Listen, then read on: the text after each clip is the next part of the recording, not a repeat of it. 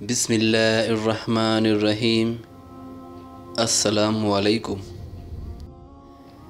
آج میں بیان کروں گا حج اور عمرے کا بیان قرآن اور حدیث کی روشنی میں۔ سورہ بقرہ آیت نمبر 125 میں اللہ تعالیٰ فرماتے ہیں، ہم نے بیت اللہ کو لوگوں کے لیے ثواب اور امن و امان کی جگہ بنائی، تم مقام ابراہیم کو جائے نماز مقرر کر لو۔ ہم نے ابراہیم اور اسماعیل سے وعدہ لیا کہ تم میرے گھر کو طواف کرنے والوں اور اعتکاف کرنے والوں اور رکوع سجدہ کرنے والوں کے لیے پاک صاف رکھو، یعنی حضرت ابراہیم علیہ السلام کی نسبت سے جو اس کے بانی اول ہیں۔ بیت اللہ کی دو خصوصیتیں اللہ تعالیٰ نے یہاں بیان فرمائیں، ایک لوگوں کے لیے ثواب کی جگہ، دوسرے معنی ہیں بار بار لوٹ کر آنے کی جگہ۔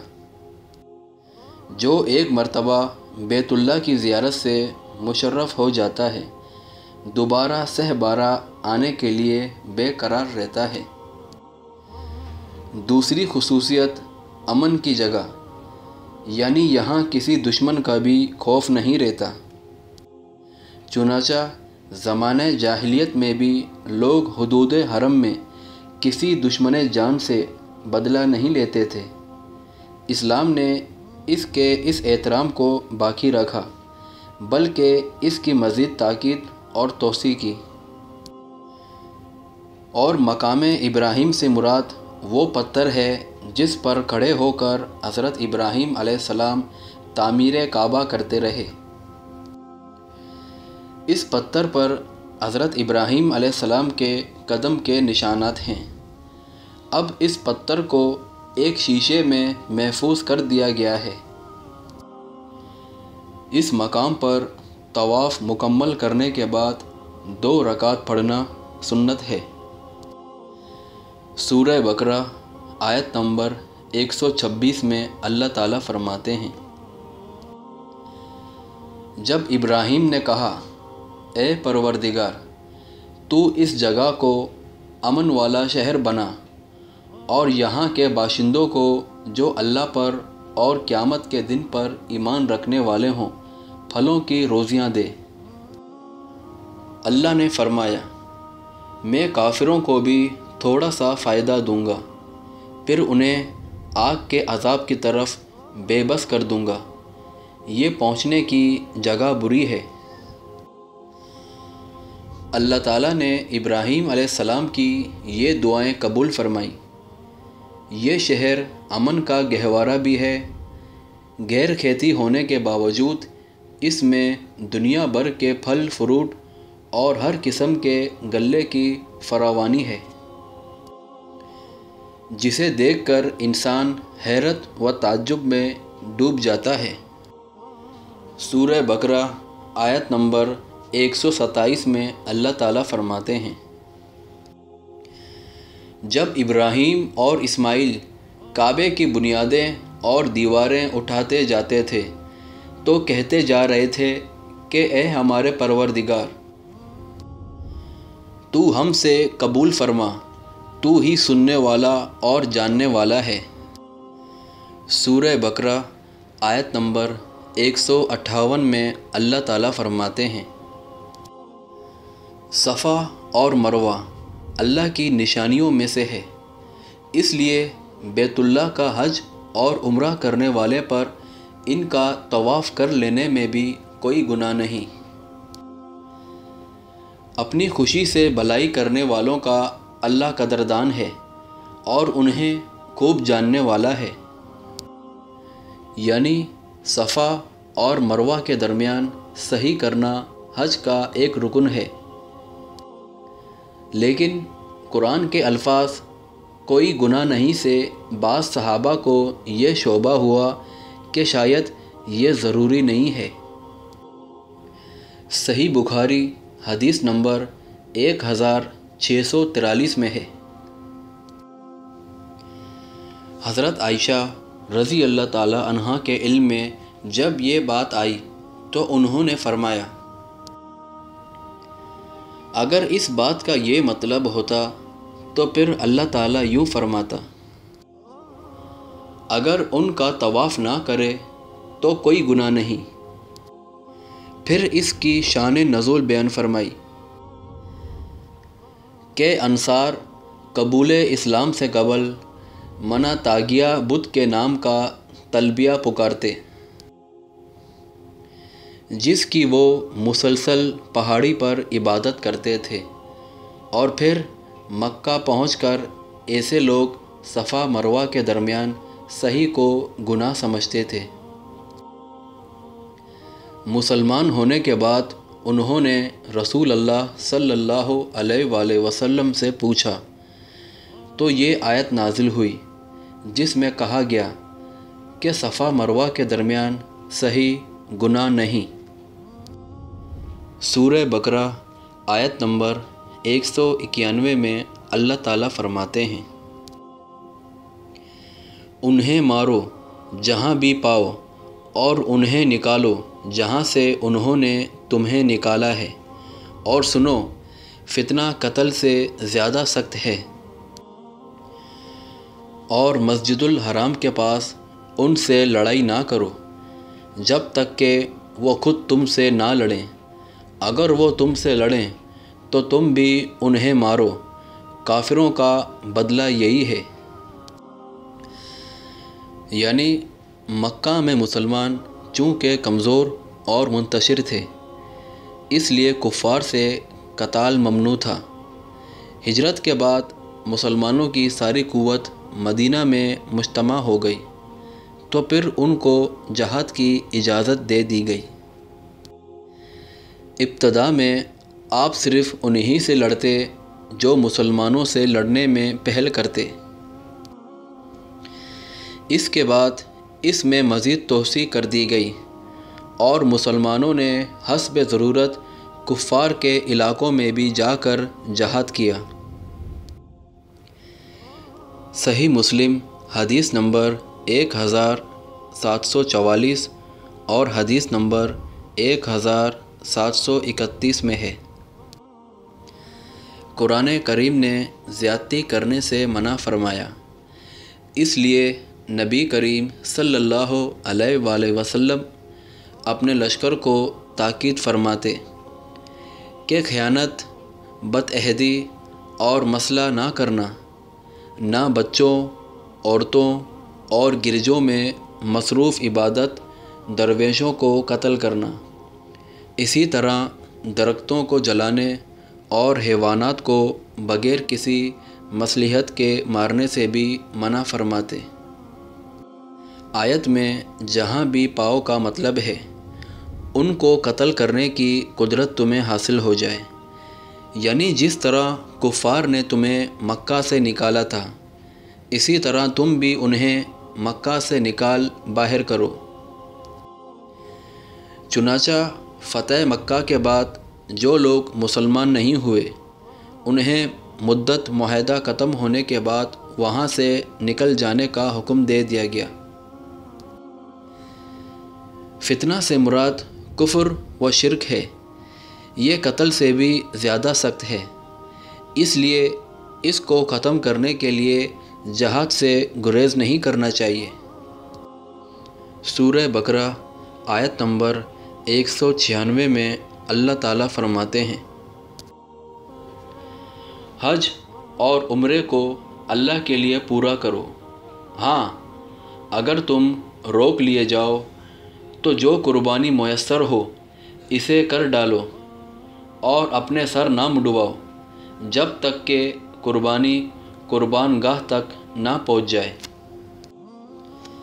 البتہ تم میں سے جو بیمار ہو یا اس کے سر میں کوئی تکلیف ہو جس کی وجہ سے سر منڈوا لے تو اس پر فدیہ ہے، خواہ روزے رکھ لے، خواہ صدقہ دے دے، خواہ قربانی کرے۔ پس جب تم امن کی حالت میں ہو جاؤ تو جو شخص عمرے سے لے کر حج تک تمتع کرے بس اسے جو قربانی میسر ہوا اسے کر ڈالے۔ جسے طاقت ہی نہ ہو وہ 3 روزے تو حج کے دنوں میں رکھ لے اور 7 واپسی میں، یہ پورے 10 ہو گئے۔ یہ حکم ان کے لیے ہے جو مسجد الحرام کے رہنے والے نہ ہوں۔ لوگوں، اللہ سے ڈرتے رہو اور جان لو کہ اللہ سخت عذابوں والا ہے۔ یعنی امن کی حالت میں اس وقت تک سر نہ منڈواؤ، احرام کھول کر حلال نہ ہو، جب تک تمام مناسک حج پورے نہ کر لو۔ یعنی اس کو ایسی تکلیف ہو جائے کہ سر کے بال منڈوانے پڑ جائیں تو اس کا فدیہ ضروری ہے۔ حدیث کی روح سے ایسا شخص 6 مسکینوں کو کھانا کھلا دے، یا 1 بکری ذبح کر دے، یا 3 دن کے روزے رکھے۔ روزوں کے علاوہ پہلے 2 فدیوں کی جگہ کے بارے میں اختلاف ہے۔ بعض کہتے ہیں کھانا اور خون مکہ میں ہی دیں، بعض کہتے ہیں روزوں کی طرح اس کے لیے بھی کوئی خاص جگہ متعین نہیں ہے۔ امام شوکانی نے اسی رائے کی تائید کی ہے۔ حج کی 3 قسمیں ہیں۔ صرف حج کی نیت سے احرام باندھنا، حج اور عمرہ دونوں کی ایک ساتھ نیت کر کے احرام باندھنا۔ ان دونوں صورتوں میں تمام مناسک حج کی ادائیگی سے پہلے احرام کھولنا جائز نہیں ہے۔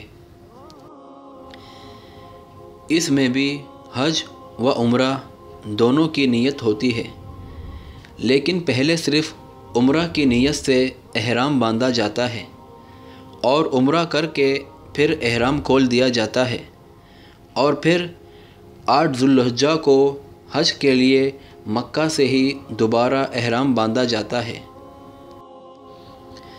تمتع کے معنی فائدہ اٹھانے کے ہیں، گویا درمیان میں احرام کھول کر فائدہ اٹھا لیا جاتا ہے۔ حج قران اور حج تمتع دونوں میں ایک حدی جانور کی بھی قربانی دینی پڑتی ہے۔ اس آیت میں اس حج تمتع کا حکم بیان کیا گیا ہے کہ متمتع حسب طاقت 10 ذی الحجہ کو ایک جانور کی قربانی دے۔ اگر قربانی کی طاقت نہ ہو تو 3 روزے ایام حج میں اور 7 روزے گھر جا کر رکھے۔ ایام حج جن میں روزے رکھنے ہیں 9 ذی الحجہ یوم عرفات سے پہلے یا پھر ایام تشریق ہیں۔ سورہ بقرہ آیت نمبر 197 میں اللہ تعالیٰ فرماتے ہیں، حج کے مہینے مقرر ہیں، اس لیے جو شخص ان میں حج لازم کر لے اور اپنی بیوی سے میل ملاپ کرنے، گناہ کرنے اور لڑائی جھگڑا کرنے سے بچتا رہے، تم جو نیکی کرو گے اس سے اللہ باخبر ہے، اور اپنے ساتھ خرچ سفر لے لیا کرو۔ سب سے بہتر تو شے اللہ کا ڈر ہے، اور اے عقل مندو مجھ سے ڈرتے رہا کرو۔ ابن کثیر میں ہے، شوال، ذوالقعدہ اور ذوالحجہ کے پہلے 10 دن۔ مطلب یہ ہے کہ عمرہ تو سال میں ہر وقت جائز ہے، لیکن حج صرف مخصوص دنوں میں ہی ہوتا ہے، اس لیے اس کا احرام حج کے مہینوں کے علاوہ باندھنا جائز نہیں۔ حج کر ان یا افراد کا احرام اہل مکہ کے اندر سے ہی باندھیں گے۔ البتہ حج تمتع کی صورت میں عمرے کے احرام کے لیے حرم سے باہر حل میں جانا ان کے لیے ضروری ہے۔ حافظ ابن قیم رحمۃ اللہ علیہ نے لکھا ہے کہ رسول اللہ صلی اللہ علیہ وآلہ وسلم کے قول و عمل سے صرف 2 قسم کے عمرے ثابت ہیں، ایک وہ جو حج تمتع کے ساتھ کیا جا سکتا ہے، اور دوسرا وہ عمرہ مفروضہ جو ایام حج کے علاوہ صرف عمرے کی نیت سے ہی سفر کر کے کیا جائے۔ باقی حرم سے جا کر کسی قریب ترین حل سے عمرے کے لیے احرام باندھ کر آنا غیر مشروع ہے۔ صحیح بخاری حدیث نمبر 1819 میں ہے، جس نے حج کیا اور شہوانی باتوں اور فسق و فجور سے بچا، وہ گناہوں سے اس طرح پاک ہو جاتا ہے جیسے اس دن پاک تھا جب اسے اس کی ماں نے جنا تھا۔ سورہ بقرہ آیت نمبر 198 میں اللہ تعالیٰ فرماتے ہیں، تم پر اپنے رب کا فضل تلاش کرنے میں کوئی گناہ نہیں۔ جب تم عرفات سے لوٹو تو مشعر حرام کے پاس ذکر الہی کرو اور اس کا ذکر کرو جیسے کہ اس نے تمہیں ہدایت دی، حالانکہ تم اس سے پہلے راہ بھولے ہوئے تھے۔ یہاں فضل سے مراد تجارت اور کاروبار ہے، یعنی سفر حج میں تجارت کرنے میں کوئی حرج نہیں۔ 9 ذو الحجہ کو زوال آفتاب سے غروب شمس تک میدان عرفات میں وقوف حج کا سب سے اہم رکن ہے،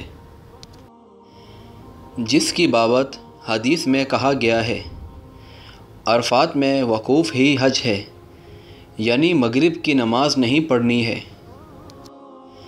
بلکہ مزدلفہ پہنچ کر مغرب کی 3 رکعت اور عشاء کی 2 رکعت قصر جمع کر کے ایک اذان اور 2 اقامت کے ساتھ پڑھی جائیں گی۔ مزدلفہ ہی کو مشعر احرام کہا گیا ہے کیونکہ یہ حرم کے اندر ہے۔ یہاں ذکر الہی کی تاکید ہے، یہاں رات گزارنی ہے۔ فجر کی نماز گلس اندھیرے میں یعنی اول وقت میں پڑھ کر دن کے روشن ہونے تک ذکر میں مشغول رہا جائے، تاہم طلوع آفتاب سے قبل وہاں سے منی کے لیے روانہ ہو جائیں۔ سورہ بقرہ آیت نمبر 199 میں اللہ تعالیٰ فرماتے ہیں، پھر تم اس جگہ سے لوٹو جس جگہ سے سب لوگ لوٹتے ہیں، اور اللہ سے بخشش طلب کرتے رہو، یقیناً اللہ بخشنے والا مہربان ہے۔ مذکورہ بالا ترتیب کے مطابق عرفات جانا اور وہاں وقوف کر کے واپس آنا ضروری ہے، لیکن عرفات چونکہ حرم سے باہر ہے، اس لیے قریش مکہ عرفات تک نہیں جاتے تھے بلکہ مزدلفہ سے ہی لوٹ آتے تھے۔ چنانچہ حکم دیا جا رہا ہے کہ جہاں سے سب لوگ لوٹ کر آتے ہیں وہیں سے لوٹ کر آؤ، یعنی عرفات سے۔ سورہ بقرہ آیت نمبر 200 میں اللہ تعالیٰ فرماتے ہیں، پھر جب تم ارکان حج ادا کر چکو تو اللہ کا ذکر کرو جس طرح تم اپنے باپ داداؤں کا ذکر کیا کرتے تھے۔ پھر اس سے بھی زیادہ بعض لوگ وہ بھی ہیں جو کہتے ہیں، اے ہمارے رب ہمیں دنیا میں دے، ایسے لوگوں کا آخرت میں کوئی حصہ نہیں۔ مطلب عرب کے لوگ حج سے فراغت کے بعد منی میں میلہ لگاتے اور آباء و اجداد کے کارناموں کا ذکر کرتے۔ مسلمانوں کو کہا جا رہا ہے کہ جب تم 10 ذی الحجہ کو کنکریاں مارنے، قربانی کرنے، سر منڈانے، طواف کعبہ اور صحیح صفا مروہ سے فارغ ہو جاؤ تو اس کے بعد جو 3 دن منی میں قیام کرنا ہے تو وہاں خوب اللہ کا ذکر کرو، جیسے جاہلیت میں تم اپنے آباؤں کا تذکرہ کیا کرتے تھے۔ سورہ بقرہ آیت نمبر 201 میں اللہ تعالیٰ فرماتے ہیں، اور بعض لوگ وہ بھی ہیں جو کہتے ہیں، اے ہمارے رب ہمیں دنیا میں نیکی دے اور آخرت میں بھی بھلائی عطا فرما اور ہمیں عذاب جہنم سے نجات دے، یعنی اعمال خیر کی توفیق، یعنی اہل ایمان دنیا میں بھی محض دنیا طلب نہیں کرتے بلکہ نیکی کی ہی توفیق طلب کرتے ہیں، جس کا مطلب ہے کہ دنیا کا مال و اسباب بھی اس طریقے سے دے کہ وہ بھی ہمارے لیے بلائی ہی ثابت ہو۔ سورہ بقرہ آیت نمبر 202 اور 203 میں اللہ تعالیٰ فرماتے ہیں، یہ وہ لوگ ہیں جن کے لیے ان کے اعمال کا حصہ ہے اور اللہ جلد حساب لینے والا ہے۔ اور اللہ کی یاد ان گنتی کے چند دنوں یعنی ایام تشریق میں کرو۔ 2 دن کی جلدی کرنے والے پر کوئی گناہ نہیں، اور جو پیچھے رہ جائے اس پر بھی کوئی گناہ نہیں، یہ پرہیزگار کے لیے ہے۔ اور اللہ سے ڈرتے رہو اور جان رکھو تم سب اسی کی طرف جمع کیے جاؤ گے۔ ایام تشریق یعنی 11، 12 اور 13 ذوالحجہ، ان میں ذکر الہی یعنی بآواز بلند تکبیرات مسنون ہیں۔ صرف فرض نمازوں کے بعد ہی نہیں بلکہ ہر وقت یہ تکبیرات پڑھی جائیں۔ اللہ اکبر، اللہ اکبر، اللہ اکبر، لا الہ الا اللہ، واللہ اکبر، اللہ اکبر، وللہ الحمد۔ کنکریاں مارتے وقت ہر کنکری کے ساتھ تکبیر پڑھنی مسنون ہے۔ جمعرات کو کنکریاں مارنا 3 دن افضل ہے، لیکن اگر کوئی 2 دن 11، 12 ذوالحجہ کو کنکریاں مار کر منع سے واپس آ جائیں تو اس کی بھی اجازت ہے۔ سورہ آل عمران آیت نمبر 96 میں اللہ تعالیٰ فرماتے ہیں، اللہ کا پہلا گھر جو لوگوں کے لیے مقرر کیا گیا ہے وہی ہے جو مکے میں ہے، جو تمام دنیا کے لیے برکت و ہدایت والا ہے۔ یہ یہود کے دوسرے اعتراض کا جواب ہے۔ وہ کہتے تھے کہ بیت المقدس سب سے پہلا عبادت خانہ ہے۔ محمد صلی اللہ علیہ وآلہ وسلم اور ان کے ساتھیوں نے اپنا قبلہ کیوں بدل لیا؟ اس کے جواب میں کہا گیا کہ تمہارا یہ دعویٰ بھی غلط ہے۔ پہلا گھر جو اللہ کی عبادت کے لیے تعمیر کیا گیا وہ ہے جو مکہ میں ہے۔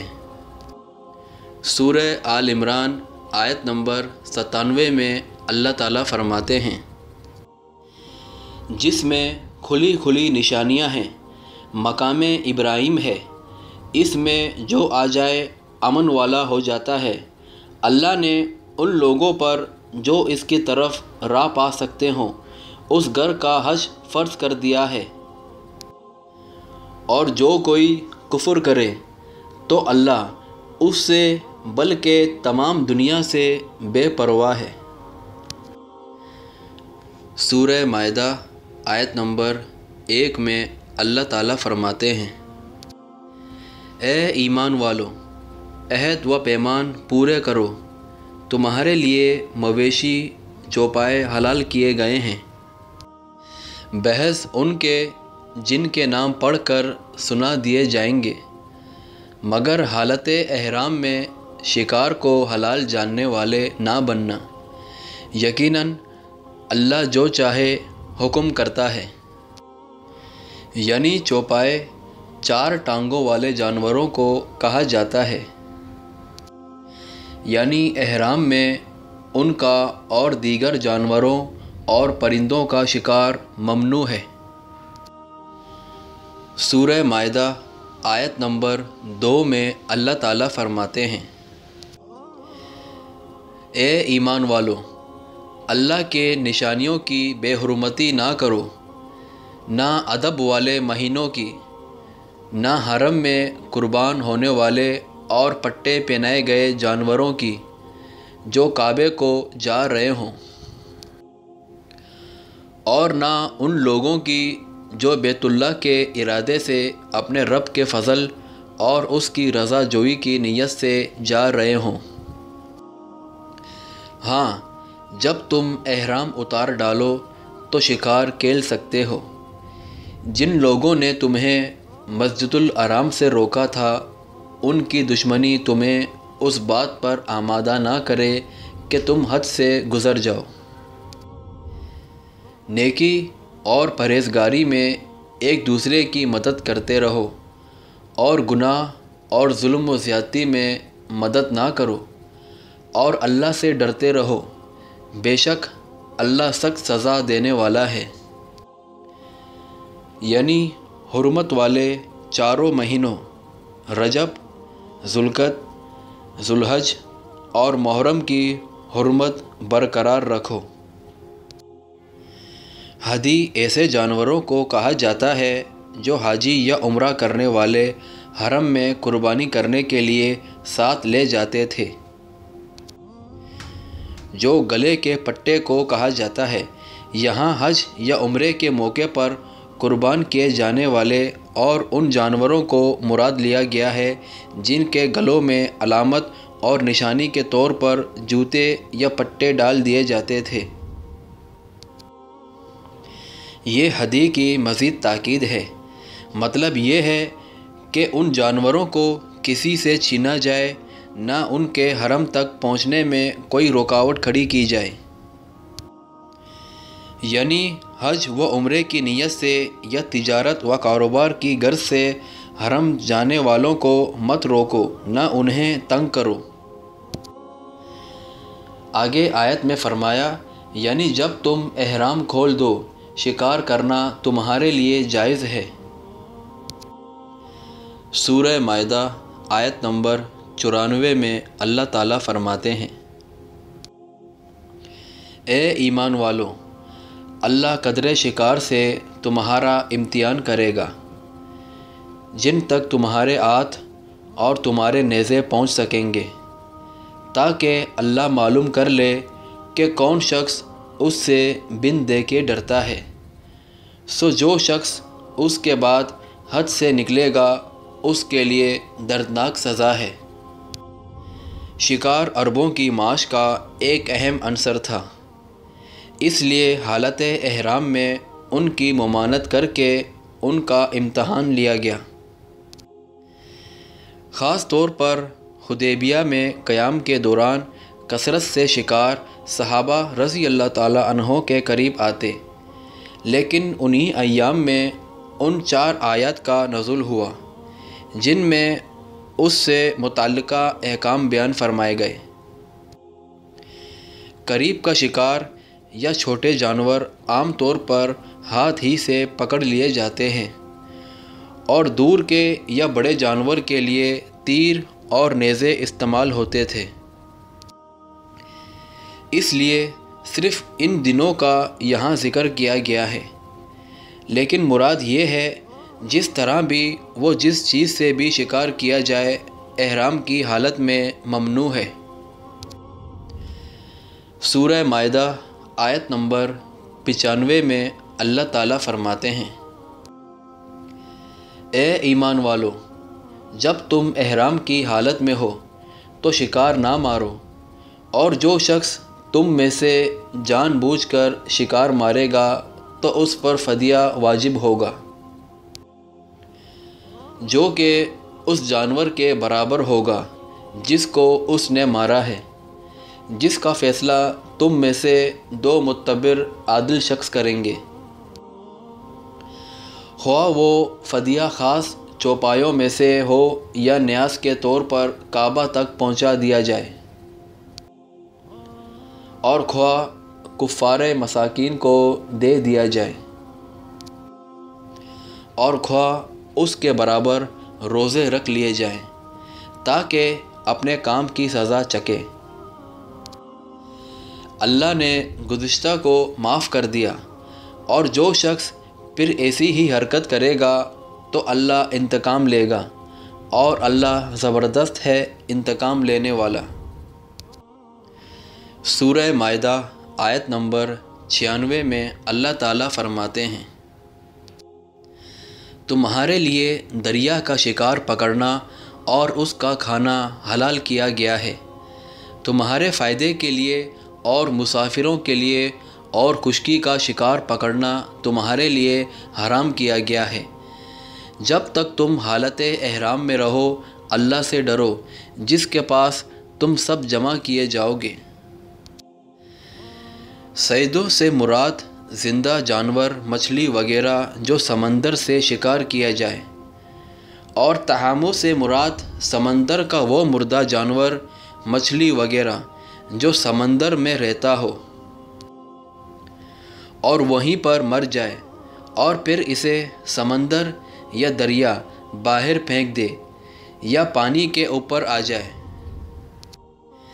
جس طرح کہ حدیث میں بھی وضاحت ہے کہ سمندر کا مردار حلال ہے۔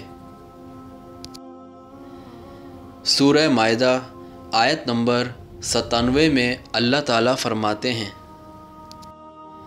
اللہ نے کعبہ کو جو کہ ادب کا مکان ہے لوگوں کے قائم رہنے کا سبب قرار دے دیا، اور عزت والے مہینے کو بھی اور حرم میں قربان ہونے والے جانوروں کو بھی اور ان جانوروں کو بھی جن کے گلے میں پٹے ہوں،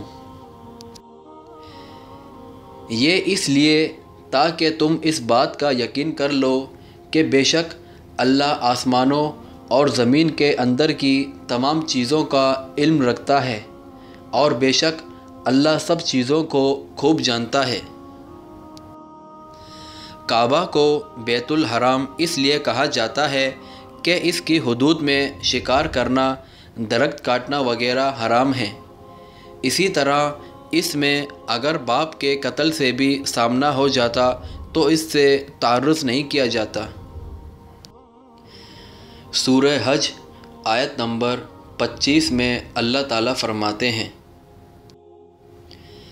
جن لوگوں نے کفر کیا اور اللہ کی راہ سے روکنے لگے اور اس حرمت والی مسجد سے بھی جسے ہم نے تمام لوگوں کے لیے مساوی کر دیا ہے، وہیں کے رہنے والے ہوں یا باہر کے ہوں، جو بھی ظلم کے ساتھ وہاں الحاط کا ارادہ کرے ہم اسے دردناک عذاب چکائیں گے۔ سورہ حج آیت نمبر 26 اور 27 میں اللہ تعالیٰ فرماتے ہیں، اور جب کہ ہم نے ابراہیم کو کعبہ کی جگہ مقرر کر دی اس شرط پر کہ میرے ساتھ کسی کو شریک نہ کرنا اور میرے گھر کو طواف، قیام، رکوع سجدہ کرنے والوں کے لیے پاک صاف رکھنا، اور لوگوں میں حج کی منادی کر دے، لوگ تیرے پاس پاہ پیادہ بھی آئیں گے اور دبلے پتلے اونٹوں پر بھی، دور دراز کی تمام راہوں سے آئیں گے۔ یعنی بیت اللہ کی جگہ بتلا دی، اور وہاں ہم نے ذریت ابراہیم علیہ السلام کو جا ٹھہرایا۔ اس سے معلوم ہوتا ہے کہ طوفان نوح کی ویرانی کے بعد خانہ کعبہ کی تعمیر سب سے پہلے ابراہیم علیہ السلام کے ہاتھوں سے ہوئی۔ صحیح مسلم حدیث نمبر 520 میں ہے، نبی صلی اللہ علیہ وآلہ وسلم نے فرمایا، سب سے پہلی مسجد جو زمین میں بنائی گئی مسجد الحرام ہے، اور اس کے 40 سال بعد مسجد الاقصیٰ تعمیر ہوئی۔ یہ خانہ کعبہ کی تعمیر کی غرض بیان کی کہ اس میں صرف میری ہی عبادت کی جائے۔ اس سے یہ بتلانا مقصود ہے کہ مشرکین نے اس میں جو بت سجا رکھے ہیں جن کے وہ یہاں آ کر عبادت کرتے ہیں، یہ ظلم صریح ہے۔ جہاں صرف اللہ کی عبادت کرنی چاہیے تھی وہاں بتوں کی عبادت کی جاتی ہے۔ کفر، بت پرستی اور دیگر گندگیوں اور نجاستوں سے یہاں ذکر صرف نماز پڑھنے والوں اور طواف کرنے والوں کا کیا ہے، کیونکہ یہ دونوں عبادت خانہ کعبہ کے ساتھ خاص ہیں۔ نماز میں رخ اسی کی طرف ہوتا ہے اور طواف صرف اسی کے گرد کیا جاتا ہے۔ یہ اللہ کی قدرت ہے کہ مکہ کے پہاڑ کی چوٹی سے بلند ہونے والی یہ نحیف سی صدا دنیا کے کونے کونے تک پہنچ گئی۔ سورہ حج آیت نمبر 28 اور 29 میں اللہ تعالیٰ فرماتے ہیں، اپنے فائدے حاصل کرنے کو آ جائیں اور ان مقررہ دنوں میں اللہ کا نام یاد کریں، ان چوپایوں یعنی جانوروں پر جو اللہ نے انہیں دے رکھے ہیں، بس تم آپ بھی کھاؤ اور بھوکے فقیروں کو بھی کھلاؤ۔ پھر وہ اپنا میل کچیل دور کریں اور اپنی نظریں پوری کریں اور اللہ کے قدیم گھر کا طواف کریں۔ مطلب یہ فائدے دینی بھی ہیں کہ نماز، طواف اور مناسک حج و عمرہ کے ذریعے سے اللہ کی مغفرت و رضا حاصل کی جائے، اور دینوی بھی کہ تجارت اور کاروبار سے مال و اسباب دنیا بھی میسر آ جائے۔ پالتو چوپایوں سے مراد اونٹ، گائیں، بکری اور بھیڑ دمبے ہیں۔ ان پر اللہ کا نام لینے کا مطلب ان کو ذبح کرنا ہے، جو اللہ کا نام لے کر ہی کیا جاتا ہے۔ آگے آیت میں فرمایا، یعنی 10 ذوالحجہ کو جمرہ کبریٰ یا عقبہ کو کنکریاں مارنے کے بعد حاجی کو تحلیل اول یا اصغر حاصل ہو جاتا ہے، جس کے بعد وہ احرام کھول دیتا ہے اور بیوی سے مباشرت کے سوا دیگر وہ تمام کام اس کے لیے جائز ہو جاتے ہیں جو حالت احرام میں ممنوع ہوتے ہیں۔ میل کچیل دور کرنے کا مطلب یہی ہے کہ پھر وہ بالوں، ناخنوں وغیرہ کو صاف کر لے، تیل، خوشبو استعمال کر لے اور سلے ہوئے کپڑے پہن لے وغیرہ۔ سورہ حج آیت نمبر 30 میں اللہ تعالیٰ فرماتے ہیں، یہ ہمارا حکم ہے، اور جو کوئی اللہ کی حرمتوں کی تعظیم کرے، اس کے اپنے لیے اس کے رب کے پاس بہتری ہے، اور تمہارے لیے چوپائے یعنی جانور حلال کر دیے گئے، بحیث کہ جو تمہارے سامنے بیان کیے گئے ہیں، بس تمہیں بتوں کی گندگی سے بچتے رہنا چاہیے اور جھوٹی بات سے بھی پرہیز کرنا چاہیے۔ گندگی اور پلیدی سے مراد لکڑی، لوہے یا کسی اور چیز کے بنے ہوئے بت ہیں۔ مطلب یہ ہے کہ اللہ کو چھوڑ کر کسی اور کی عبادت کرنا یہ نجاست ہے، بلکہ یہ سب سے بڑے گناہ ہیں، ان سے بچنا چاہیے۔ سورہ حج آیت نمبر 31 اور 32 میں اللہ تعالیٰ فرماتے ہیں، اللہ کی توحید کو مانتے ہوئے اس کے ساتھ کسی کو شریک نہ کرتے ہوئے، اور سنو، اللہ کے ساتھ شریک کرنے والا گویا آسمان سے گر پڑا، اب یا تو اسے پرندے اچک لے جائیں گے یا ہوا کسی دور دراز کی جگہ پھینک دے گی۔ یہ سن لیا، اب اور سنو، اللہ کی نشانیوں کی جو عزت و حرمت کرے تو فی الحقیقت یہ دلوں کی پرہیزگاری میں سے ہے۔ مطلب اللہ کے ساتھ کسی کو شریک نہ کرنا، عبادت صرف اللہ ہی کا حق ہے۔ سورہ حج آیت نمبر 33 اور 34 میں اللہ تعالیٰ فرماتے ہیں، ان چوپایوں میں تمہارے لیے ایک مقرر وقت تک کا فائدہ ہے، پھر ان کا حلال ہونے کی جگہ خانہ کعبہ ہے، اور حرامت کے لیے ہم نے قربانی کے طریقے مقرر فرمائے ہیں تاکہ وہ ان چوپائے یعنی جانوروں پر اللہ کا نام لیں جو اللہ نے انہیں دے رکھے ہیں۔ سمجھ لو کہ تم سب کا معبود برحق صرف ایک ہی ہے، تم اسی کے تابع فرمان ہو جاؤ۔ عاجزی کرنے والوں کو خوشخبری سنا دیجیے، مطلب وہ فائدہ، سواری، دودھ، مزید نسل اور اون وغیرہ کا حصول ہے۔ اگلی آیت میں ہے، حلال ہونے سے مراد جہاں ان کا ذبح کرنا حلال ہوتا ہے، یعنی یہ جانور مناسک حج کی ادائیگی کے بعد بیت اللہ اور حرم مکی میں پہنچتے ہیں اور وہاں اللہ کے نام پر ذبح کر دیے جاتے ہیں۔ رضائے الہی کے لیے جانور کی قربانی کرنا بھی عبادت ہے، اسی لیے غیر اللہ کے نام پر یا ان کی خوشنودی کے لیے جانور ذبح کرنا غیر اللہ کی عبادت ہے۔ سورہ حج آیت نمبر 35 میں اللہ تعالیٰ فرماتے ہیں، انہیں کہ جب اللہ کا ذکر کیا جائے ان کے دل تھرا جاتے ہیں، انہیں جو برائی پہنچے اس پر صبر کرتے ہیں، نماز قائم کرنے والے ہیں، اور جو کچھ ہم نے انہیں دے رکھا ہے وہ اس میں سے بھی دیتے رہتے ہیں۔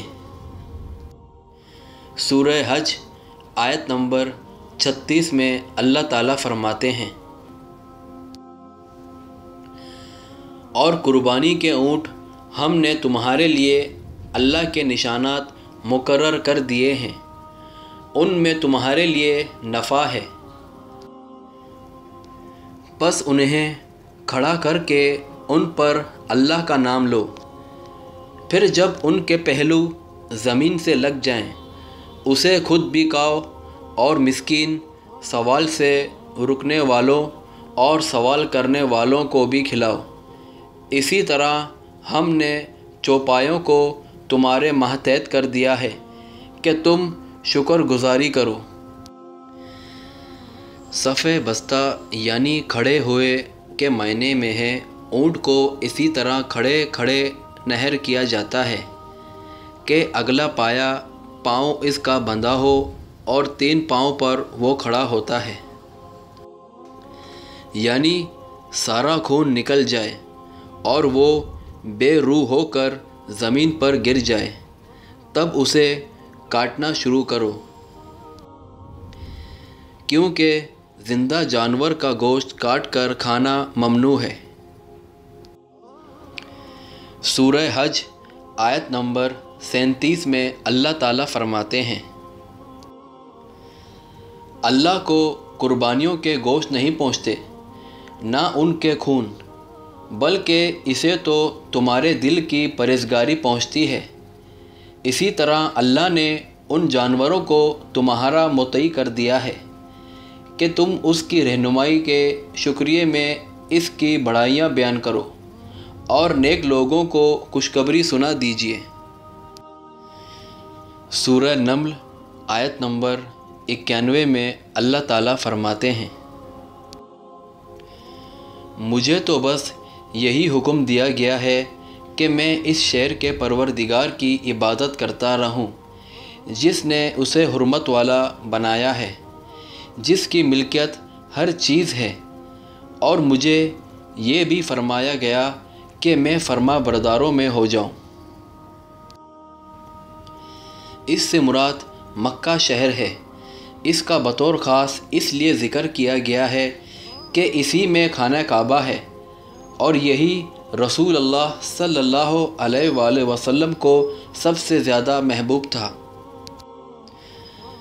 سورہ قصص آیت نمبر 57 میں اللہ تعالیٰ فرماتے ہیں، کہنے لگے اگر ہم آپ کے ساتھ ہو کر ہدایت کے تابع دار بن جائیں تو ہم تو اپنے ملک سے اچک لیے جائیں، کیا ہم نے انہیں امن و امان اور حرمت والے حرم میں جگہ نہیں دی، جہاں تمام چیزوں کے پھل کھینچے چلے آتے ہیں، جو ہمارے پاس بطور رزق ہے، لیکن ان میں سے اکثر کچھ نہیں جانتے۔ یہ مکے کی وہ خصوصیت ہے جس کا مشاہدہ لاکھوں حاجی اور عمرہ ادا کرنے والے ہر سال کرتے ہیں کہ مکہ میں پیداوار نہ ہونے کے باوجود نہایت فراوانی سے ہر قسم کا پھل بلکہ دنیا بھر کا سامان ملتا ہے۔ سورہ عنکبوت آیت نمبر 67 میں اللہ تعالیٰ فرماتے ہیں، کیا یہ نہیں دیکھتے کہ ہم نے حرم کو باامن بنا دیا ہے، حالانکہ ان کے ارد گرد سے لوگ اچک لیے جاتے ہیں۔ کیا یہ باطل پر تو یقین رکھتے ہیں اور اللہ کی نعمتوں پر ناشکری کرتے ہیں۔ اللہ تعالیٰ اس احسان کا تذکرہ فرما رہا ہے جو اہل مکہ پر اس نے کیا کہ ہم نے ان کی حرم کو امن والا بنایا، جس میں اس کے باشندے قتل و غارت، اسیری، لوٹ مار وغیرہ سے محفوظ ہیں، جبکہ عرب کے دوسرے علاقے اس امن و سکون سے محروم ہیں۔